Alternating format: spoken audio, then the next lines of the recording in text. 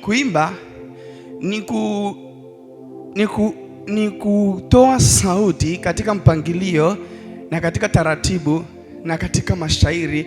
Kwa hiyo kuimba inaenda kitaalamu kidogo, na mimi sitaki kwenda deep kwenye kuimba, lakini kuimba lazima kuwe na mashairi. Mashairi sometimes yanakuwa na vina, yanakuwa na verse, yanakuwa sijui, kuna vina vya kati, kuna vina vya mwisho, yanakuwa na melody zake na hivyo. Kwa hiyo katika kumsifu Mungu kuna staili nyingi za kumsifu. Unaweza kumsifu Mungu kwa weledi, unaweza kumsifu Mungu kama kichaa, unaweza kumsifu Mungu kwa kelele. Kuna staili nyingi za kumsifu Mungu, na zote Mungu anapokea. Mungu anapokea sifa kulingana na elimu, akili, utaalamu na ufahamu wa mtu anayemsifu. Haleluya. Mimi kwa ufahamu wangu nikiamua kumsifu Mungu katika utaratibu naweza kumsifu, lakini nikitaka kumsifu kama kichaa pia hakuna kinachonizuia. Mimi niko kote kote, ninaelewa. Kwa hiyo nikiamua kupiga kelele hapa, napiga kelele.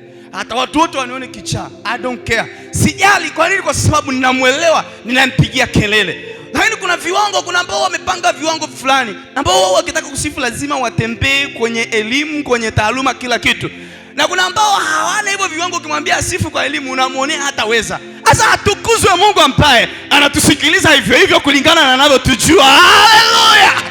Ukimsifu kwa akili anapokea kulingana na akili yako. Ukimsifu kama mjinga, Biblia inasema hao wanaoonekana wajinga katika njia zao hawatapotea. Huko kwenye ujinga wako bado anakuonekania. Haleluya! Siwatii moyo mwe wajinga, lakini nakutia moyo kwamba Mungu hayuko kama wanadamu. Mungu anatupima na kila mtu anapewa kulingana na anavyojulikana mbele zake. Haleluya! Kwa hiyo hakuna sababu ya kutokumsifu. Huwezi kusema mimi sijasomea kumsifu, na hakuna sababu ya kudharau staili ya mwenzako ya kumsifu Mungu.